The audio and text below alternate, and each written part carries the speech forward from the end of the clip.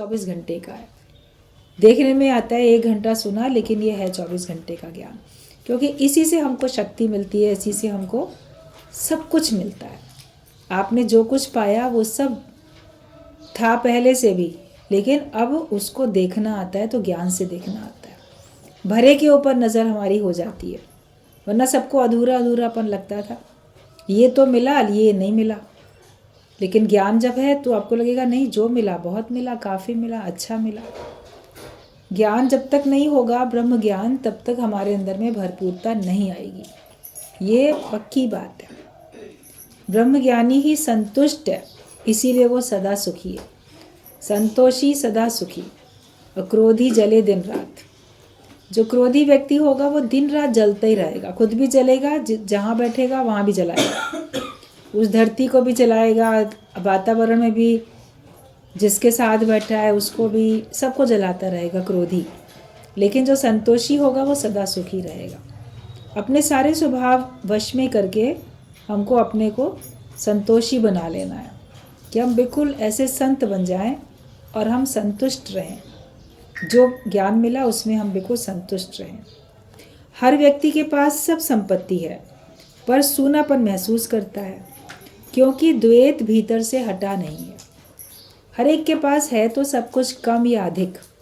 आज की तारीख में आप किसी के पास भी जाओ और उसको अगर आप सर्वे करो, ऑब्जर्व करो, मित्रता है तो बातचीत करो, या वैसे ही जांचो परखो, तो आप देखोगे कमी तो कुछ है नहीं खास। कभी कभी धन की कमी ज़रूर दिख जाती है कहीं कहीं पर, और उसकी समस्या हो जाती है, तो उसके लिए उपाय हैं अनेक। कई तरीके से, सही तरीके से आप अपने जीविका के लिए धन उपार्जन कर सकते हो। तो उसके अतिरिक्त आप देखोगे है तो सब कुछ, मगर फिर भी उनके अंदर में खालीपन है, सूनापन है। हर एक का दिल का एक कोना खाली रहता है, मतलब सारी खुशियाँ उसे मिलें भी अगर, फिर भी वो प्यासा प्यासा रहता है। इसलिए लगता है सारा कुछ तो है इनके पास, लेकिन हर एक अपने अपने जीवन में देखे सब कुछ था, मगर फिर भी कोई ना कोई तो अभाव, कोई ना कोई कमी तो लगती ही थी। ये समझ में नहीं आता था कि क्या कमी है, तो उस कमी को पूरा करने के लिए माया में अनाप शनाप वस्तुएं खरीद लेना, कहीं जाना, कहीं कुछ करना करते रहते थे कि शायद ऐसे हमको और खुशी मिलेगी और खुशी मिलेगी। फुल स्टॉप नहीं लगता था, कॉमा लगता था, फुल स्टॉप नहीं लगता था। मगर जब भगवान की कृपा हो जाती है, हमको सच्चा सत्संग मिल जाता है, उसके बाद आपको लगेगा जैसे अब मेरी दौड़ भाग ख़त्म हो गई, अब फुल स्टॉप लग गया, और अब मुझे भरपूरता आ गई है, अब कमी कोई नहीं। हमारी ज़िंदगी में ज्ञान आ जाता है, भगवान आ जाता है, सत्संग मिल जाता है, साध संगत है, गुरु है, सब है, फिर लगेगा सारा संसार मेरे साथ है, तो हमें फिर कोई कमी महसूस नहीं होती है। तो संपत्ति तो सबके पास होती है, लेकिन वो सूनापन महसूस करते हैं, प्यासे प्यासे, कमी कमी। और कारण क्या है कि अंदर से द्वैत नहीं गया, दूजा भाव है, दूजा भाव रखते हैं, द्वैत रखते हैं, तो उसके कारण से हमको कमी महसूस होती रहती है। उसमें दो देखने में आप देखो बहुत सारी बातें आपके अंदर और नई नई पनप जाती हैं। दूसरा देखा, या अपने को श्रेष्ठ या दूसरे को श्रेष्ठ समझा, अपने को अच्छा श्रेष्ठ समझा तो दूसरे को कम समझा, तो आप अहंकारी हो गए, अगले को आप उसका निरादर करने लगे, अपमान करने लगे। या दूसरे को अगर श्रेष्ठ देखा, अपने को कम देखा, तो आप हीन भावना के शिकार हो गए और दूसरे से आप द्वेष ईर्ष्या करने लगे, विकार तो आए। दूसरा देखा तो उससे उम्मीदें बढ़ गई, चाहना बढ़ गई, और वो हमको फिर खालीपन की तरफ लेके जाती है। उससे हमको दुख भी मिलता रहता है। चाहेंगे कुछ, या तो अधिकार रखेंगे, और कुछ उम्मीद भी रखेंगे। जहाँ दूजा भाव नहीं है, सब मेरा अपना आप है, जो भी कुछ कोई करता है बोलो ये मेरी मर्जी है, मेरी मर्जी से ही हो रहा है, तो फिर आपको कभी भी दुख नहीं होगा। तो जो द्वैत हमारे अंदर से जब तक नहीं हटता है, तब तक हमारे अंदर का अज्ञान, सूनापन हमारा जाता नहीं है, जो खालीपन था नहीं जाता। और इस द्वैत को हटा के अद्वैत आत्मा में आ जाएं, अद्वैत ब्रह्म में आ जाएं, एक भगवान के भाव में आ जाएं, तो फिर आप देखोगे आपको भरपूरता आ जाती है। जब तक हम स्वयं को ज़ीरो नहीं करते हैं तब तक हमको खुशी भी नहीं आती है। अपने को गुम करना ही पड़ता है, वरना आपको खुशी नहीं आती। कुछ बन के बैठोगे, जहाँ जाते हो बन के जाते हो, मतलब नहीं कुछ बनोगे तो सब जगह समा जाओगे। आपके घर में अनगिनत चींटियाँ हैं, कैसे समाई हुई हैं, इतनी छोटी हैं, पता ही नहीं चलता कहाँ कहाँ है। मगर एक भी हाथी अगर घर में रख लोगे, पाल लोगे, तो वो दिखेगा। उसके लिए बहुत बड़ा स्थान आपको रखना पड़ेगा, अनेक नहीं रख पाओगे, जगह ही नहीं होगी उतनी, तो वो तो एकदम सबको दिखता ही रहेगा। तो अहंकार हाथी की तरीके से होता है, उसको रखने की आपके पास जगह ही नहीं होती है, वो सब जैसे सब तरफ दिक्कत परेशानी है, उससे आपको मुसीबतें खर्चे बहुत ज़्यादा हो जाते हैं। और चींटियाँ तो देखो कहीं भी नथिंग हो जाती हैं। गुरुजी बोलते थे कोई चींटी तुम्हारे सामान में, तुम्हारे कहीं किसी में भी चली जाएगी और उसमें बैठ के वो हवाई जहाज़ की यात्रा करके भी कहीं उतर जाएगी।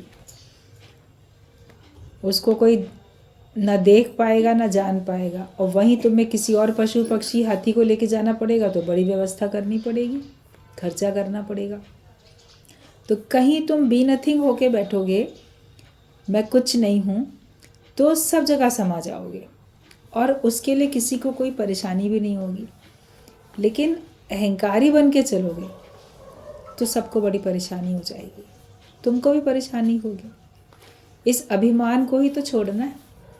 जब ज्ञान समझ में आए, बात समझ में आए, शास्त्रों की बातें, ब्रह्म ज्ञान की बातें जब हम मानने लग जाएं, तो हमारा अभिमान छूट जाता है।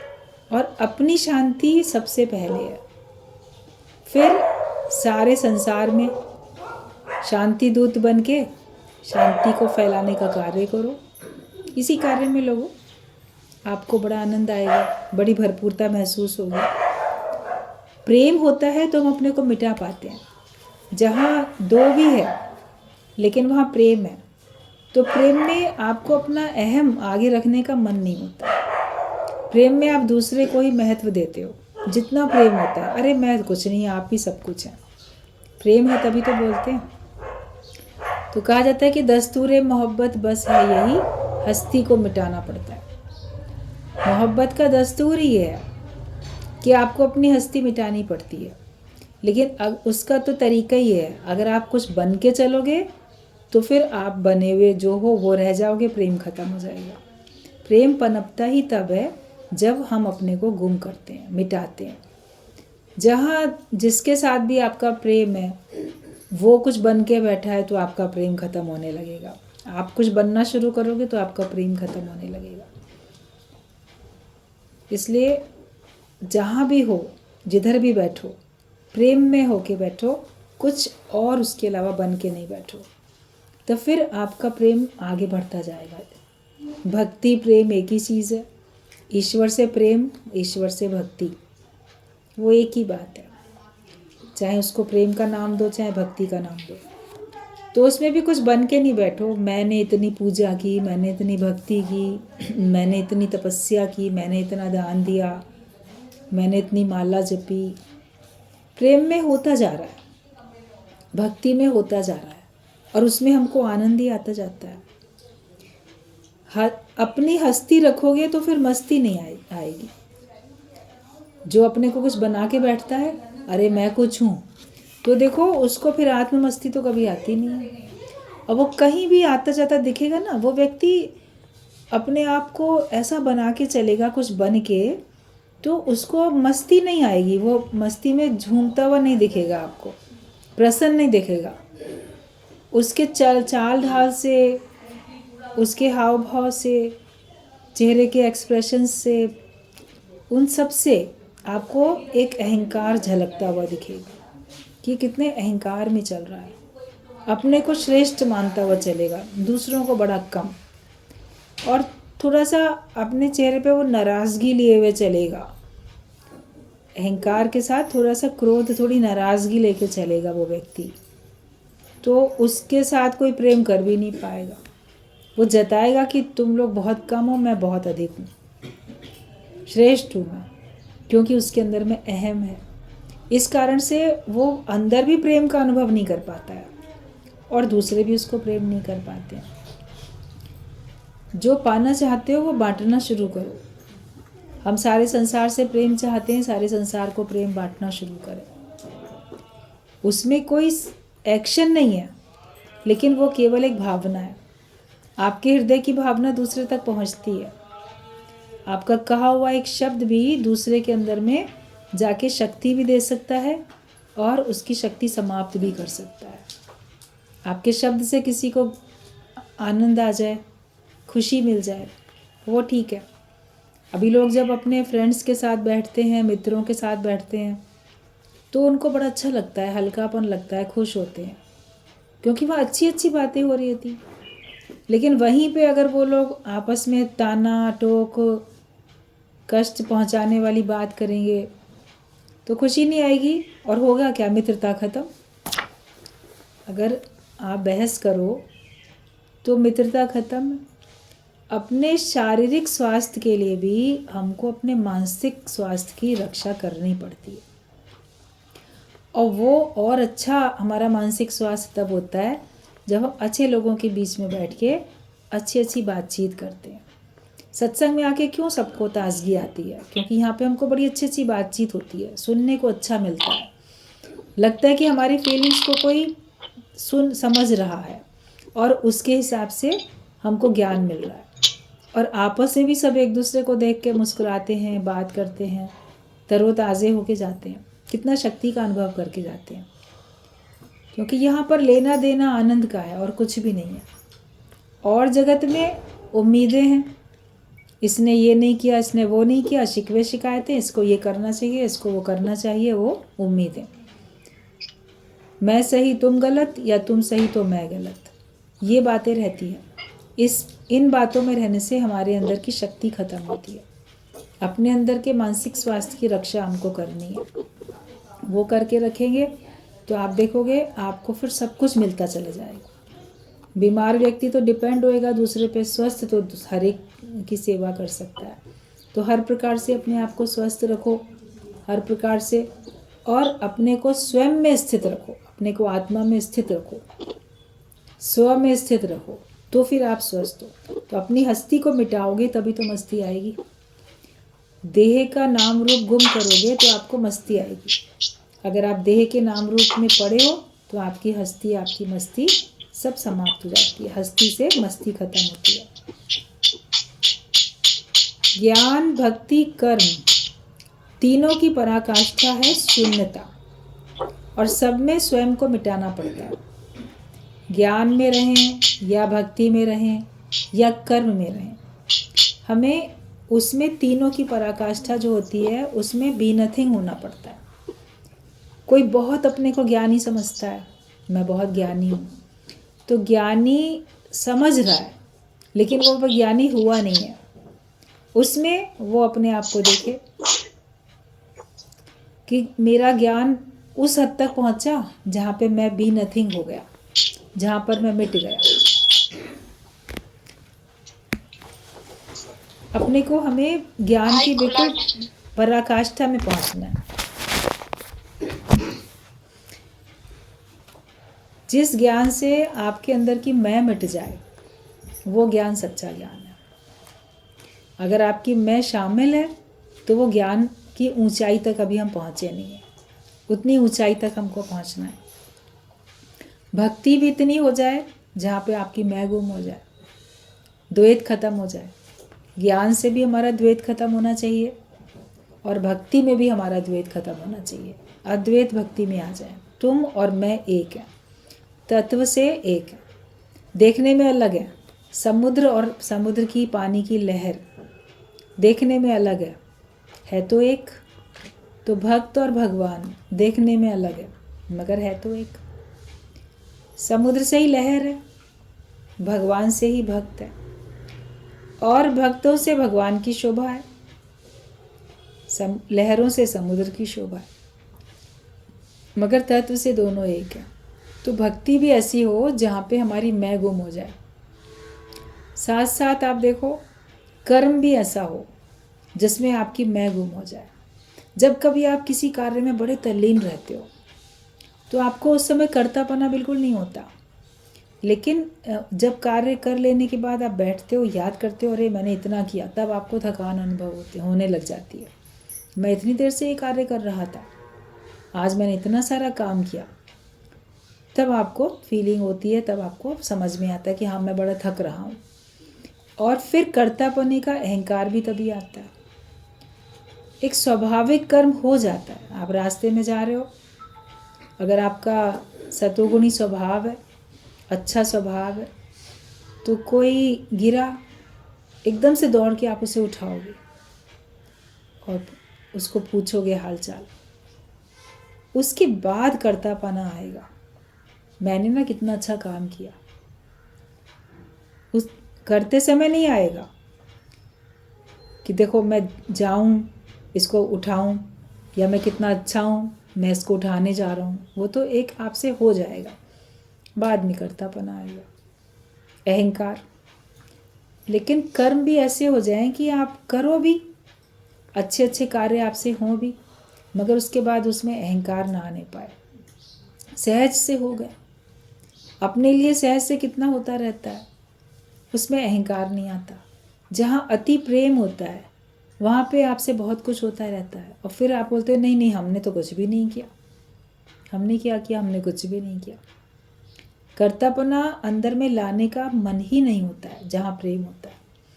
तो वो कर्म की भी पराकाष्ठा है कि हमारे कर्म इतने दिव्य हो जाते हैं, इतने सबको अपना आप समझ के करने वाले हो जाते हैं, द्वैत खत्म हो जाता है, जहाँ पे फिर हम खुद जीरो हो जाते हैं।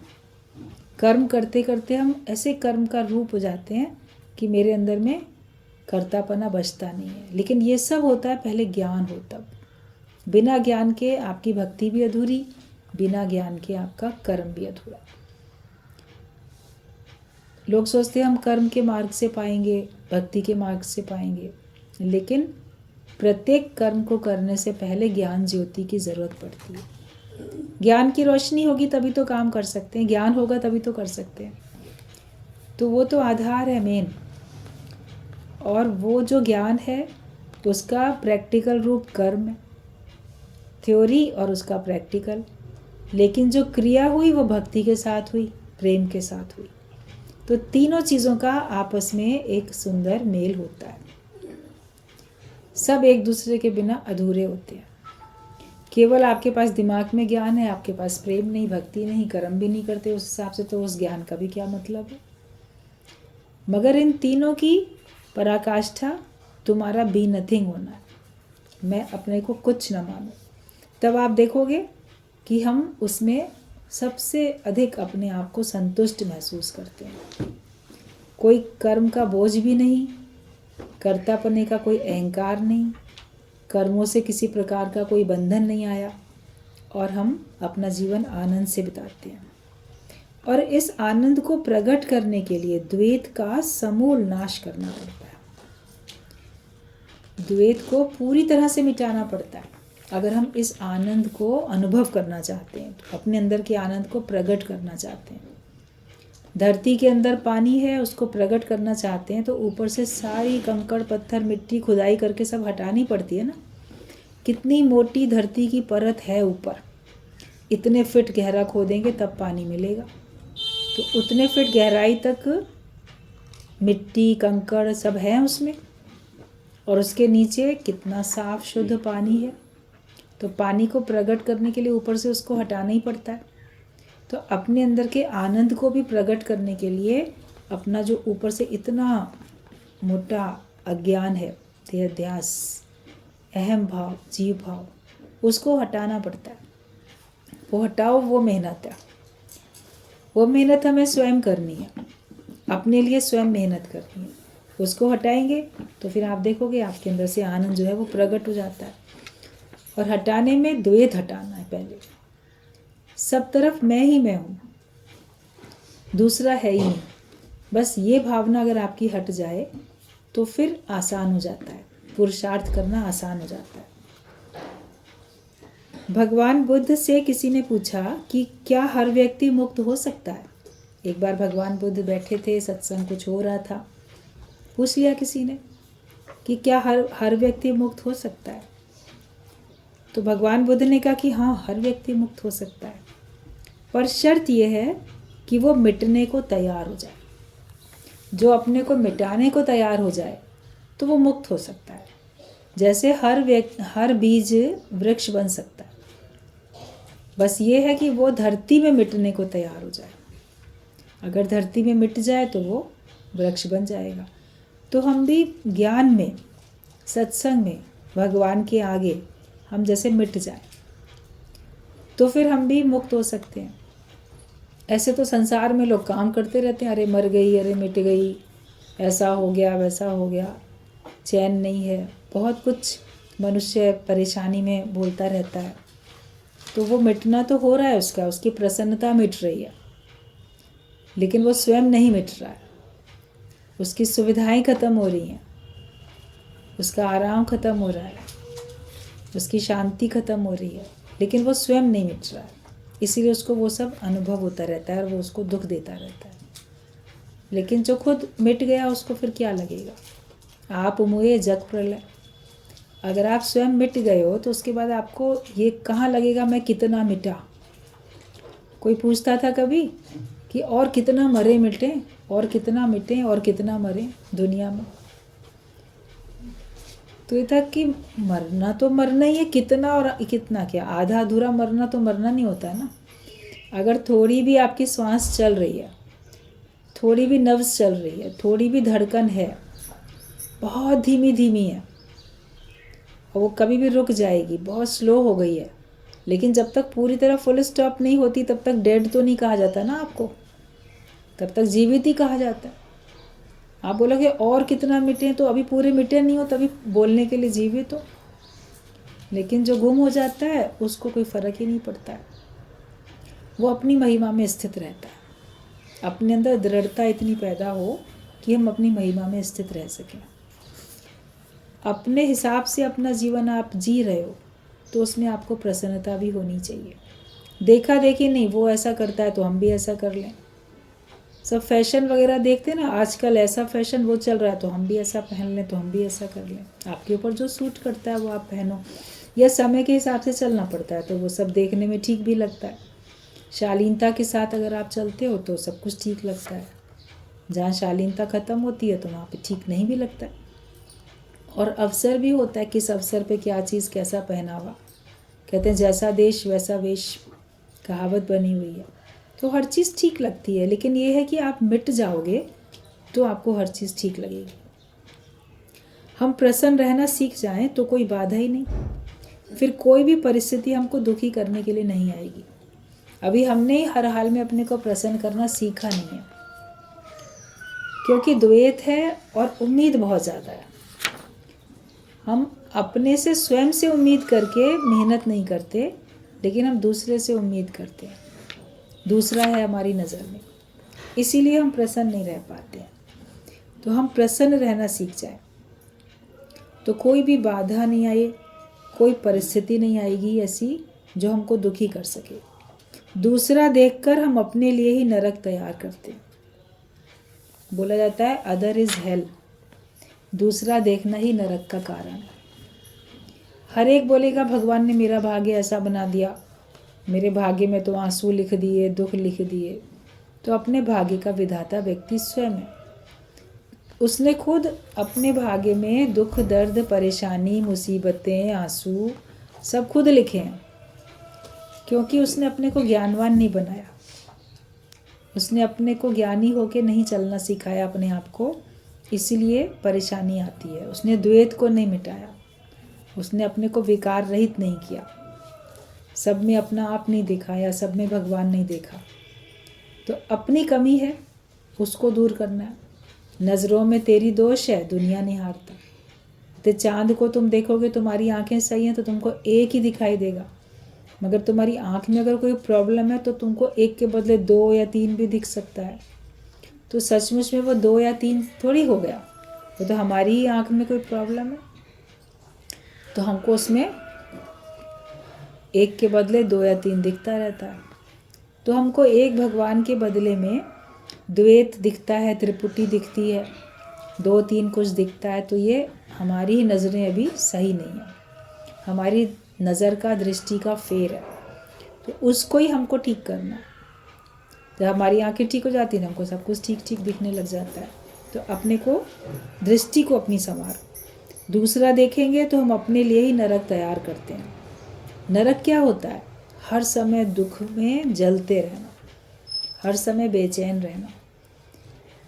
नरक के बारे में बड़े वर्णन किए गए हैं शास्त्रों में।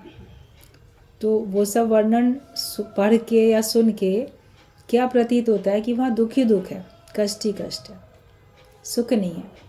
मनुष्य परेशान हो रहा है, व्याकुल है, जल रहा है, और उससे कष्टों से बचने के लिए वो बेचैन इधर उधर दौड़ रहा है कि मैं से छूट जाऊं, क्योंकि असहनीय कष्ट है। तो द्वैत देखने से, दूसरा देखने से वैसा नरक आपके अंदर में तैयार हो जाता है, दिल दिमाग में। तो खुद ही उस कष्ट को महसूस करते हो। अपने ही अंदर की प्रज्वलित की हुई अग्नि में हम खुद जलते रहते हैं, हम ही अपने अंदर आग लगाते हैं। मगर ज्ञान का पानी भी अपने अंदर खुद डालो, अपने अंदर शांति, प्रेम सब भर के रखो। उसमें सत्संग मदद करता है, उसमें जो भी आपके सच्चे मित्र हैं वो मदद करते हैं, जो आपके शुभ चिंतक हैं, वेल विशर हैं, वो सब मदद करते हैं उसमें। और साथ साथ अगर सत्संग आपके पास सच्चा सत्संग है, सत्संगी सब आपके आसपास हैं, सच्चा सतगुरु आपको मिला है, तो आप देखो सब आपको भगवान की तरफ ले जाने में मदद करते हैं, सब आपको सही राह दिखाते हैं। खुद भी सही रास्ते पे चलो और दूसरे को भी सही राह दिखाओ। गलत रास्ता अपने लिए भी और दूसरे के लिए भी घातक है, नुकसानदायक। तो हम क्यों अपने आप को नरक में लेके जाएं? क्योंकि दूसरा देख के हमने अपने लिए खुद ही नरक तैयार किया। अपने लिए स्वर्ग तैयार करो। कहा जाता है कि भोग दुनिया के नरक के समान है, और कोई नरक नहीं है। और वो द्वैत में ही होता है, दो में होता है। और साध संगत स्वर्ग के समान है, और कोई स्वर्ग अलग से नहीं है। साध संगत में भी हमको दो दिखता है, द्वैत दिखता है, मगर यहाँ पे विचार एक है। हजारों की भीड़ में भी विचार अगर एक हैं तो हम एक हैं। और जहाँ पर आप बैठे हो विचार अलग अलग हैं तो सब अलग अलग हैं। अपने विचार एक रखो कि तत्व से सब एक ही है, सब तरफ भगवान ही भगवान है। तो एक अपने को बनाओ तो बन गई सारी दुनिया। एक अपना हमने दृष्टि संवार ली, अपना जीवन बना लिया, तो फिर लगेगा सारी दुनिया ही बन गई है। बहुत सारी उम्मीदें, बहुत कुछ चाहते हैं, उसके लिए मनुष्य बड़े बदकर्म करता रहता है उनको पूरा करने के लिए। और ये नहीं सोचता है कि जो भी कुछ आज मैं सही या गलत तरीके से इकट्ठा कर रहा हूँ, वो जो माया जड़ या चेतन है वो तो सब यहीं रह जाएगी, कोई भी अपने साथ लेके नहीं जाएगा। लेकिन उसको इकट्ठा करने में जो मैंने कर्म किए वो कर्म हमारे साथ जाएंगे। तेरे पाप और पुण्य आए तेरे साथ। जब चलोगे देह को छोड़ के तो तुम्हारे पाप और पुण्य कर्म ही तो तुम्हारे साथ साथ आएंगे, वो लोग तो नहीं आएंगे साथ में। बहुत लोग दरवाजे तक या शमशान घाट तक आपको छोड़ देंगे, उसके आगे बोलो आओ मेरे साथ चलो तो कोई नहीं चलेगा।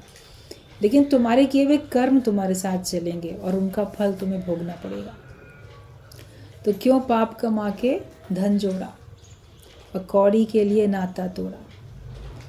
ऐसे नश्वर चीज़ों के लिए हम परमात्मा से नाता तोड़ देते हैं और अपने ही अंदर की अच्छाई और सच्चाई से नाता तोड़ देते हैं। इतना मनुष्य अज्ञानी है, नासमझ है। और जब तक उसको समझ आती है तब तक बहुत देर हो जाती है। फिर कहा जाएगा पछताए होत क्या जब चिड़िया चुग गई खेत। जब तुम्हारी सांसें ही चली गई फिर तुमको समझ मिली तो क्या बड़ी समझ मिली। फिर सोचोगे भगवान अब जो है मैं ऐसा नहीं करूँगा। फिर भगवान अगर कृपा करके तुमको मनुष्य जीवन फिर देते हैं, माता के गर्भ में फिर हर एक जीव अपने पुराने सारे जन्मों को, कर्मों को, सबको उसको याद रहता है, याद करता है और भगवान से वादा करता है कि बस अब एक बार मैं यहाँ से बाहर आऊँ, मेरा जीवन फिर से शुरू हो, अब मैं वो सब गलतियां नहीं करूँगा जो मैं पिछले जन्मों में करके आया। भगवान मेरे को सुरक्षित यहाँ से बचा लो, निकाल दो बाहर। लेकिन जब दुनिया में आ जाता है फिर माया का प्रभाव ऐसा है कि सब भूल जाता है। किसी को भी अपना पिछला जन्म याद नहीं रहता। कोई कोई विरले होते हैं जिनको अपना पिछला जन्म याद रहता है, मगर वो भी बाकी लोग उनको भुला देते हैं और वो खुद भी फिर भूल जाता है। थोड़ा समय उसको याद रहता है, बाद में भूल जाता है, क्योंकि उसके परिवार वाले, जगत वाले उसको वो भुला देते हैं। और उसको याद करके भी उसको चैन थोड़ी मिलेगा, फिर वो ना इधर का रहेगा ना उधर का रहेगा। इसलिए घर वाले भी उसको भुलाने की कोशिश करते हैं और समय से वो खुद भी भूलता है, हल्का होता है, वरना वो बेचैन रहेगा अपना पिछला जन्म याद करके। तो सब भूल जाता है। माया का प्रभाव ऐसा होता है कि सब भूल जाता है, उसमें फिर वो नए कर्म बना लेता है। तो गिरा जग में ऐसे कि एक बार फिर जन्म तूने तैयार क्यों कर लिया? क्यों दोबारा से नया जन्म तैयार किया? अब खुद नहीं तो किया। इस माया में हम इतने फंस जाते हैं कि हम सही बात को समझ नहीं पाते। संत आते हैं जीवन में सही बात समझाने के लिए, गुरु आता है जीवन में हमको सच्चाई बताने के लिए। हमें ज्ञान से मतलब होना चाहिए। गुरु का सच्चा ज्ञान अगर हमें मिला है तो हम ज्ञान को तो पकड़ें। एक बार बात चलती थी सत्संग में कि अगर कोई तुम्हें आसमान में चांद है और चांद को दिखाने के लिए उंगली से इशारा करता है कि वो देखो चांद, तो आप चांद को देखो, लेकिन चांद को ना देख के आप उंगली को देखो और उंगली को ही पकड़ लो, तो ये तो कोई बात नहीं। वो उंगली आपको किस तरफ इशारा करती थी कि नहीं यही सब कुछ है, ये उंगली सब कुछ है जिसने मुझे चांद दिखाया। तो हम उधर नहीं देखते, उसका आनंद नहीं लेते, लेकिन हम उसी को पकड़ के बैठ जाते हैं। पेड़ में फल लगे हैं, किसी ने उंगली से इशारा किया, वो देखो वो जगह वो फल है, उसको तोड़ लो, उसको खाओ। और उसको तो कोई देख ले फिर तोड़े भी नहीं, खाए भी नहीं, उंगली पकड़ ले, ये बहुत अच्छी, इसने मुझे बताया तो, मगर जो बताया वो तुमने पाया? जो कुछ तुमको बताया वो तुमने प्राप्त किया? वो नहीं करते और हम फिर यहीं पर माया में अटक जाते हैं। गिरावट हो जाती है, जन्म मरण के चक्कर में आने लग जाते हैं। तो जो हमको सही राह दिखाता है उस राह पे चल के मंजिल तक पहुंचना, ये अपना पुरुषार्थ है। तो हम अपने को बनाएं तो सारी दुनिया बन जाती है, वरना अपने को ही नहीं बनाया, सबको बनाया तो क्या बनाया? क्या देखते हो और देखना किस में है? द्वैत में देखना है, दर्शन है, लेकिन अगर स्वयं का दर्शन हो, आत्मदर्शन हो तो वो ठीक है, दूसरा देखा तो वो गलत है। भगवान का दर्शन हुआ तो ठीक है। देखना तो इधर भी होता है उधर भी होता है, जगत को भी देखते हो और परमात्मा को भी देखते हो, लेकिन जगत को देख के आप उसमें माया के अधीन होकर उसमें फंसते हो। भगवान को देख के तो आप भक्ति मार्ग पे चल के उसको प्राप्त कर लेते हो, योग लग जाता है। तो अपना दर्शन भी देखो कि आँखें हैं, मिली हैं देखने के लिए, ये निगाह तो मिली, हम भगवान को देखें। लेकिन अगर हम भगवान को नहीं देखते, भगवान का भाव नहीं रखते, तो उसमें फिर दोष हमारा ही है। अद्वैत में आत्म अनुभव होता है, स्वयं को जानना ज़रूरी है। बाकी तो द्वैत में तुम्हें बहुत कुछ दिख रहा है, अद्वैत मत में आओगे तो तुमको भगवान दिखेगा और अपना स्वयं का अनुभव होगा। आईने में देखते हैं तो अपने आप को देखते हैं, ऐसे सामने देखते हैं तो दूसरा ही दिखता रहता है। तो सत्संग एक आईना है जिसमें हमें अपना आप दिखता है। यहाँ हम अपने आप को देख पाते हैं, अपनी अच्छाई बुराई दोनों ही दिखती हैं। दर्पण झूठ ना बोले, आपके अंदर अच्छाई होगी तो अच्छाई भी दिखाएगा, बुराई होगी तो बुराई भी दिखाएगा। कमी दिखी तो दूर करो, अच्छाई दिखी तो उसको और बढ़ाओ और फैलाओ। अपने अंदर के जो विकार हैं वो आपके समाप्त होने चाहिए, वो आपके व्यवहार में नहीं आने चाहिए, उनको समाप्त करो। और जो आपकी अच्छाइयाँ हैं वही आपके व्यवहार में आए। अहमता से ममता और कर्ता भाव की उत्पत्ति होती रहती है। अपने अंदर अहम भाव अगर हमने रखा है तो उसी से ही कर्तापन आएगा और उसी से ही ममता भी आती है। कहते हैं अहमता, ममता और कर्ता। मैं हूँ तो मेरा कुछ है और मेरे के लिए मुझे कुछ कर्म भी करना है। अपने लिए करते हैं, अपने वालों के लिए करते हैं, और वो कर्म अच्छे हैं कि बुरे हैं वो आपके ऊपर है। आप सच्चाई ईमानदारी से कमा के अपने परिवार वालों का भरण पोषण करते हो या बेईमानी से करते हो, वो आपके ऊपर है। जो वाल्मीकि ऋषि बने, संत बने, और संत ऋषि बनने से पहले वो डाकू का काम करते थे, डाकू थे, तो रत्नाकर डाकू। तो डाकू जो था तो वो डकैती डालेगा, लूट मार करेगा, हत्याएं करेगा। लेकिन जब संतों से उसकी मुलाकात हो गई, उनको भी लूटने चला, जो संतों की टोली जा रही थी, तो उन्होंने उसको शिक्षा दी कि तुम ये जो गलत काम कर रहे हो इसका तो फल तुम अकेले भोगोगे, सबके लिए करते हो। बोला क्यों मैं अकेले इसका फल भोगूंगा, सबके लिए करता हूँ, सभी मिलके ही भोगेंगे। जब सब मिलके सुख भोग रहे हैं तो सब मिलके दुख भी भोगेंगे। तो बोले नहीं, पूछ के आओ तुम्हारे बदकर्मों में कौन साथ देगा। अगर वो लोग साथ दें तब तो ठीक है, तुम हमको लूट लेना, हमारे पास है ही क्या। अभी संतों के पास तो ज्ञान होता है, उससे ज्ञान लूटो, वो तो कोई लूटना नहीं चाहता। बाकी उनके पास संपत्ति के नाम पे तो बहुत ही कम चीज़ें होती हैं, नाम मात्र की होती हैं। तो उन संतों को पेड़ से बांध के गया घर में, सबसे कहा कि मैं जो ये डकैती करता हूँ, चोरी, हत्याएं, लूट मार, इन सब का जो बुरा फल मुझे मिलेगा वो सब में तुम सब बराबर के हिस्सेदार बनोगे, भगवान जब उसका फल देंगे तो सब ने मना कर दिया। माता ने भी, पिता ने भी, भाई ने, बहन ने, पत्नी ने, बच्चों ने, सब ने मना कर दिया कि नहीं, हम क्यों हिस्सेदार होंगे, तुम जिम्मेदार हो परिवार का पालन पोषण करने के लिए। मेहनत से कमा के खिलाओ या लूट मार करके खिलाओ, ये तुम्हारी मर्जी, हम उसमें नहीं भागीदार बनेंगे, वो अकेले तुम्ही को भोगना पड़ेगा। तब उसका दिमाग चला कि देखो मैं पाप कर्म करता हूँ सबके लिए, लेकिन इसका फल मुझे अकेले खुद भोगना पड़ेगा। भगवान को किसी का जीवन अगर मोड़ना होता है ना, तो ऐसे भी एक पल में मुड़ जाता है। गलत मार्ग पे चलते चलते उसके किसी पुण्य कर्मों का फल उदय हुआ और उसको एक अच्छा रास्ता मिल गया, संत मिले, अच्छा मार्ग मिला, बुद्धि भी तुरंत पलट गई। आया, संतों को खोला उसने, सब बात बताई, और फिर उन्हीं की शरण में जाके, और वो आगे चल के कितना बड़ा ऋषि बना, वाल्मीकि। तो कैसे एक पल में ही कोई अपने आप को चाहे तो बुराइयों से अच्छाइयों की तरफ लेके जा सकता है। बात समझ में आ जाए, सच्चाई समझ में आए, और फिर ये लगे कि अब हमको इसी पे चलना है, एक पल में ही हम मुड़ सकते हैं।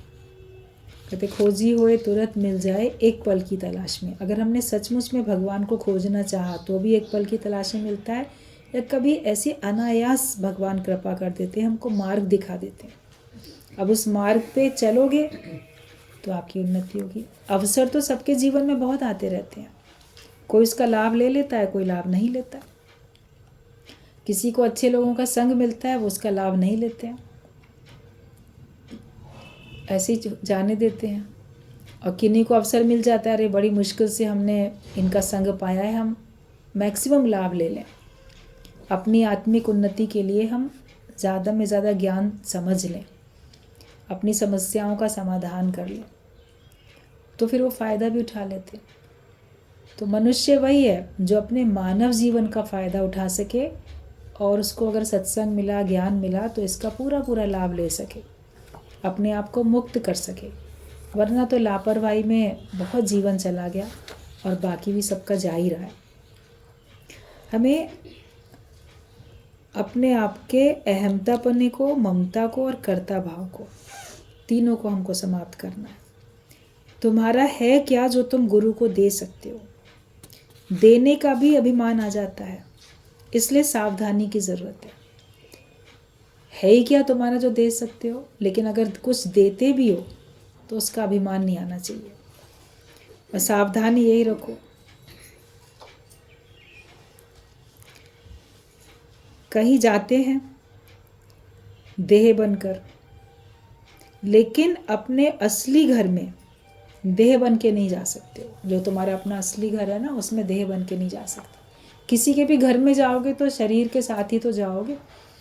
आप बोलो बड़ा मन हो रहा था आपके घर में आने का, आ नहीं पाए, तो मन से तो पहुंच गए उसके घर में, मगर जब तक तन से नहीं पहुंचोगे तो माना थोड़ी जाएगा कि हाँ ये आया। लोग गृह प्रवेश करते हैं, उसमें सबको बुलाते हैं, गुरु को या किसी और को, सबको जो भी हैं। फिर गृह प्रवेश में वो एक, चाहे दुकान का उद्घाटन करते हो चाहे घर का करते हो, तो उसमें एक रिबन फीता बांध देंगे, फिर उसको जी कैंची से काटो तब अंदर जाएंगे। इस प्रकार का आयोजन करते हैं लोग बाग। तो जैसे उसको काटेंगे तभी अंदर जा सकते हैं, ऐसे अपने देह अध्यास को, अपने अज्ञान को काटोगे तभी आप भगवान के राज्य में, अपने असली घर में जा सकते हो। और जगह तो आप देह बन के ही जाओगे, देह सहित जाओगे, लेकिन भगवान के पास हम देह बन के भी नहीं जा सकते और देह सहित भी नहीं जा सकते। भगवान के पास तो भगवान बन के ही जा सकते हो, भगवान के पास तो भगवान के जैसे होके ही जा सकते हो। और हरि का भक्त हरि के जैसा ही जब होता है तभी वो सच्चा भक्त भी कहलाता है। जो दृष्टांत कितनी बार आप लोगों ने सबने सुना कि पूछा कि भगवान के भक्त को कैसा होना चाहिए, तो शिष्यों ने, एक ने कहा कि भगवान के भक्त को तो ना बिल्कुल मिट्टी जैसा होना चाहिए। तो मिट्टी जैसा, तो वो भी उड़ के तो किसी की आँख में पड़ेगी जाके, तो वो कष्ट देने वाला बनेगा। बोले अच्छा। फिर किसी ने कहा बिल्कुल पत्थर जैसा होना चाहिए, मजबूत, ऐसे मजबूत उसको कोई हलचल में ना ला सके। बोले पत्थर जैसा बनेगा तो भी वो ठोकर लगा के किसी को चोट पहुंचा सकता है, तो भक्त तो किसी को चोट नहीं पहुंचाता। तीसरा बोलता है कि अच्छा, सोचने लगा भाई मिट्टी जैसा भी ना हो जो उड़ जाए, वो पत्थर उड़ता नहीं है लेकिन चोट तो लगा देता है, वो भी ना हो। मतलब पानी जैसा होना चाहिए, सरल तरल, जिस रंग में डालो रंग जाए, जिस बर्तन में डालो वही शेप धारण कर ले, इतना अपने आप को मोड़ सके, ऐसा होना चाहिए, पानी जैसा। तो कहा कि पानी भी कभी गर्म कभी ठंडा होता है, उससे भी तकलीफ होती है। तो भक्त तो कभी गर्म कभी ठंडा नहीं होता, एक रस अवस्था में रहता है। तो शिष्यों ने कहा आप बताइए आखिरकार भक्त को फिर कैसा होना चाहिए, हरि के भक्त को। तो उत्तर मिला कि हरि के भक्त को हरि के जैसा ही होना चाहिए। कहने में आएगा कि ये भक्त है वो भगवान है, लेकिन उन दोनों में कोई अंतर नहीं होता, इनमें कोई अंतर नहीं। संत कहो चाहे राम, जिन्होंने मन मार लिया, तो जिन्होंने अपने आप को बी नथिंग कर लिया, तो उनमें और भगवान में फिर कोई अंतर नहीं है। तो अपनी तुलना भगवान के साथ करते जाओ। जो कुछ आपको भगवान में अच्छाई दिखती है, समझ में आती है, वो सब आप अपने अंदर धारण करते चले जाओ। भक्त को भगवान के जैसा ही होना चाहिए।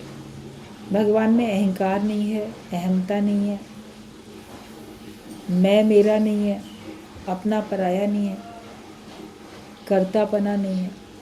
बोलते कि मैं कुछ करता ही नहीं, जो जैसा करता है वैसा भरता है।